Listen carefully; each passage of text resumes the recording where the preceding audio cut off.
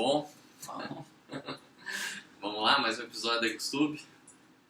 Hoje nós vamos falar de uma cerveja alemã que recentemente veio para o Brasil. Ela vem de Bamberg, região lá da Bavária, né? É Franconia, né? Franconia. Ali não. Os puritanos vão chiar. E então Norte. Bamberg é a cidade conhecida por cervejas defumadas. E essa talvez seja talvez não, é a cervejaria que faz cervejas defumadas mais conhecida no mundo, que é a Schlenkerla. E eles têm vários rótulos, todos com malte defumado. E esse é o mais novo que chegou no Brasil, que é uma Doppelbock, com 8% de malte, de álcool. Então Doppelbock, aquele estilo que é uma lager mais forte, usado inicialmente pelos monges ali para fazer a quaresma. A gente já fez até um episódio comparando algumas Doppelbocks.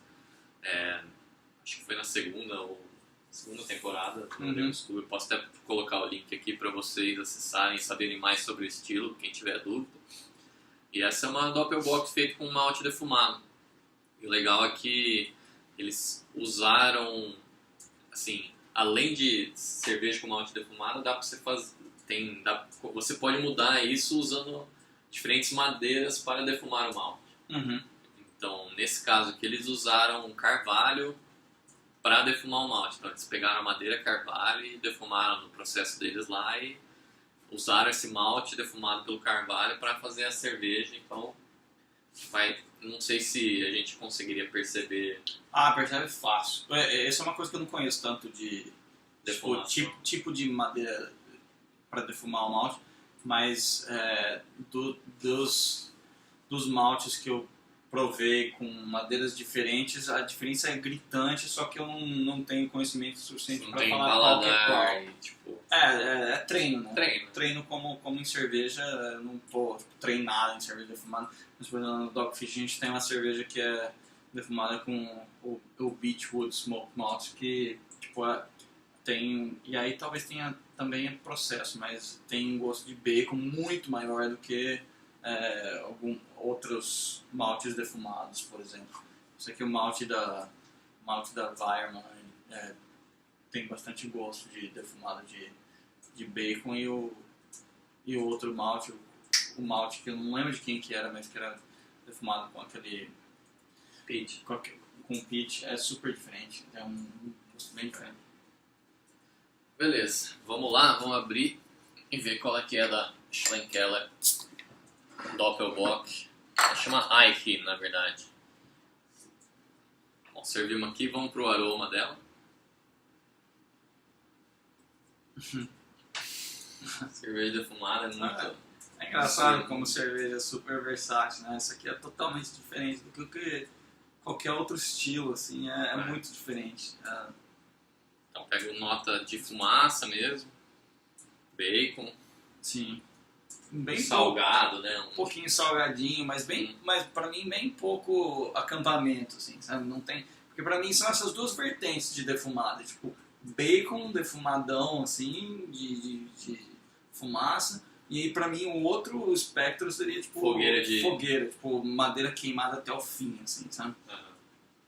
Você acha que tá mais pro bacon? Tá bem mais pro bacon.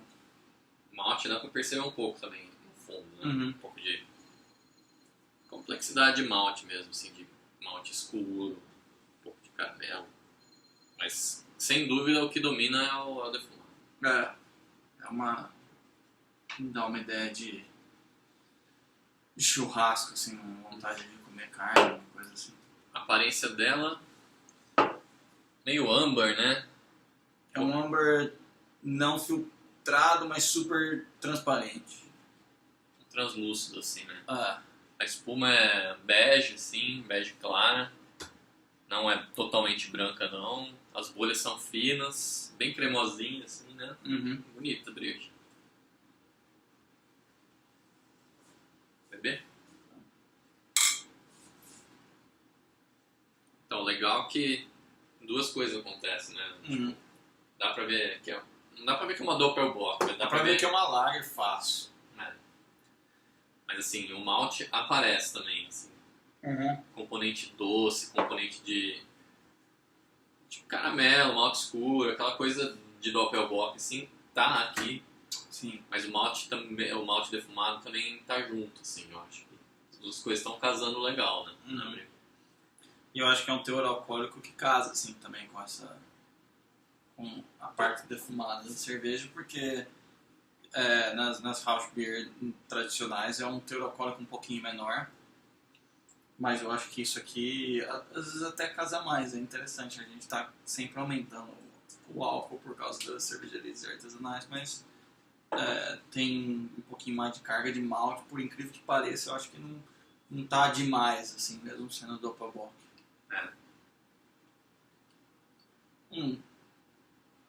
É.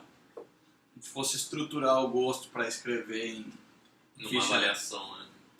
teria bastante dessa carga de malte tostado, malte toffee, malte caramelo, Um dulçor residual, né? É. Que bem aparente de Doppelbock.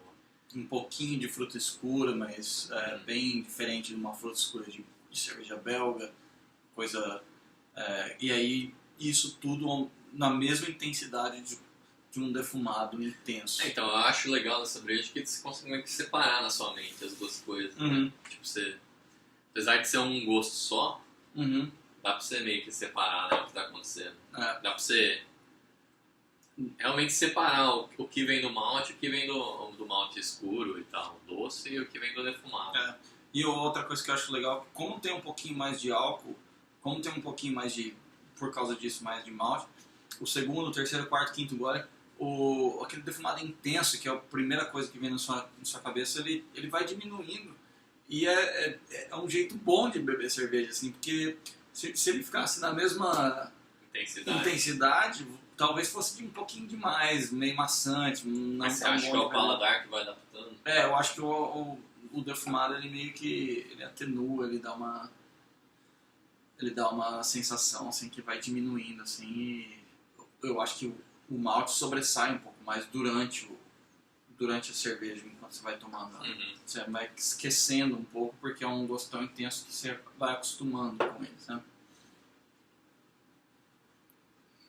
Agora, falando da parte defumada, eu acho que eu consigo perceber um amadeirado de carvalho. De carvalho. Sim, pensando em cervejas barrel aged no carvalho, que você já tomou, tem certas notas que Sim. eu consigo ver elas aqui, eu acho, assim, amadeirado. Se perguntasse pra você se essa cerveja é maturada em carvalho, em barril, sim ou não, talvez eu respondesse sim tem notas de madeira, assim. Tem bastante notas de madeira. Né? Isso que eu tô achando interessante, porque ela não foi maturada, mas ela foi defumada por madeira. Madeira é a madeira que a gente tá, talvez nosso paladar esteja mais acostumado a achar, sensorialmente falando. Assim. Então, a gente está mais acostumado com carvalho, né? Que a grande maioria das cervejas envelhecidas são feitas em carvalho. E eu pego essas notas de carvalho que eu pegaria numa cerveja envelhecida aqui, mesmo para ela não ter sido envelhecida. Então tem várias maneiras de você inserir a madeira na cerveja. Seja no barril, seja com chips. Agora desse jeito, defumando o malte com a tal madeira. Né? Então, acho que a principal coisa que essa cerveja vai trazer assim, é isso. É essa experiência de ver a madeira entrar na composição sensorial por um lugar diferente. Que eu nunca tinha tomado, por exemplo. E outra coisa que a gente podia conversar sobre, não necessariamente a cerveja, mas sobre a cervejaria, é o tanto que é interessante essa... E muitas pessoas falaram, acho que até o Sam Calagione falou isso, tipo, quem vai se dar bem em cerveja hoje são as pessoas que focam em um determinado nicho, né? E, por exemplo, a Schlenkerla só faz cerveja defumada e tudo bem, eles estão meio que no mundo inteiro, eles não vão vender só na regiãozinha deles. Eles têm que pegar uma gama maior de gente porque a comunidade de pessoas que gostam de cerveja defumada é bem menor, então. Mas é legal de ver isso. Você faz uma cerveja muito bem de um determinado estilo e só vende esse determinado estilo e só faz isso. E faz isso melhor do que a média das cervejarias. E ao invés de fazer stout, trigo e Uma uma IPA. Pale Ale, uma IPA. Entendeu? Que É um outro modelo de negócio. você dilui muito, suas cervejas não destacam no mercado ao fazer isso. Outra cervejaria que faz isso é a Schneider, por exemplo. Só Uhum. faz cervejas com trigo. Uhum. E no Brasil tem uma que faz isso, acho que é a Lenda, chama Uhum. lá do Rio Grande do Sul. Só faz cervejas de trigo e variações, assim, mas sempre com trigo. Qual que é a cerveja nos Estados Unidos? Duck Rabbit só faz cerveja stout. Stout, Ah. Porter. Só faz cerveja escura. E, por exemplo, a Bamberg também é outro exemplo disso, que só faz cerveja influenciado Aquela escola alemã. pela escola alemã. E aí eles estão bem sucedidos fazendo isso, né? Porque fazem um pouco acima da média, né? Tipo, Uhum. se destacam por isso, né? Então eles acham um nicho no mercado. Né? Uhum. Corpo e carbonatação. Eu acho que para uma cerveja de 8% o drinkability é alto. É, assim, um corpo médio. Isso. Eu acho que uma Doppelbock, você já está esperando um corpo médio alto, para uma cerveja de 8%. Mas eu diria mais, eu diria que, tipo, por ter um malte defumado aqui, ela quebra um pouco o dulçor da Doppelbock e deixa o drinkability mais alto. Assim, eu beberia essa cerveja mais rápido do que eu beberia uma Doppelbock pura e simples. É engraçado que o defumado, ele também dá uma ideia de como se associa com carnes e com coisas salgadas, ele te dá uma ideia de gordura. Uma coisa que parece que você tá com a língua envolvida por gordura depois de comer, sei lá, uma carne gordurosa, um cupim, alguma coisa assim. E também tem essa componente de fazer as coisas serem percebidas diferentes. E, tipo, no caso de álcool, assim, dá uma atenuada também, eu acho. A percepção alcoólica dela é bem baixa, né, para 8%. Carbonatação média, né? Média, não tão alta, Média mas, baixa, né? mas não tá sobressaindo de um tanto que a gente falaria que tá fora da curva, né? Tem um tanto que não agride os lados da bochecha, assim, não dá aquela saltada, mas também não é tão baixa a ponto de você falar que tá flat, tá perto de uma Guinness ou alguma coisa assim. Uma coisa que eu queria falar é que, assim, a gente tá falando defumado, que se você nunca tomou uma Schlenkerla, ela é muito mais defumada que qualquer breja feita no Brasil, House Beer. Então, tipo, Eisenbahn House Beer, Bamberg House Beer, a Dama tem a Smoke Porter, todas têm malte defumado, mas é um negócio muito baixo, assim. Todas as Schlenkerla têm uma presença de defumado muito alta, assim. Tem gente que odeia, tem gente que não consegue beber e tal. Essa não é muito diferente das outras, assim. Eu acho que em comparação com a Marzen, que é a cerveja da Schlenkerla mais comum, assim, digamos que mais fácil de se achar, ela é um pouco menos dessa característica defumada, talvez por ter as outras notas que a gente falou do malte e tal. Mas mesmo assim, o teor de defumação é muito alto. Então, eu recomendo muito essa cerveja, eu acho uma bela cerveja, muito da hora. Muito. Mas se você nunca tomou uma cerveja defumada Schlenkerla, pode ser um negócio que pareça meio estranho pra você. Então, recomendo... E eu acho que é mais ou menos esse esquema de, tipo, do defumado diminuir conforme você vai tomando a garrafa. No primeiro gole ela é diferente do... No primeiro gole você fala, nossa, é demais, é muito, mas...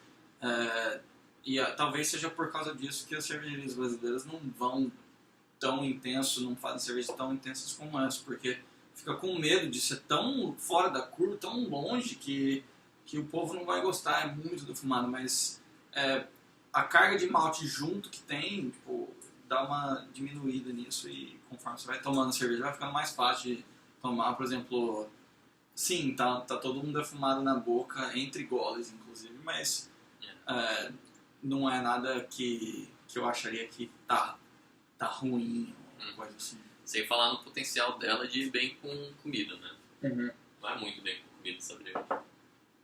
Sim, inclusive qualquer tipo de carne mais pesadinha.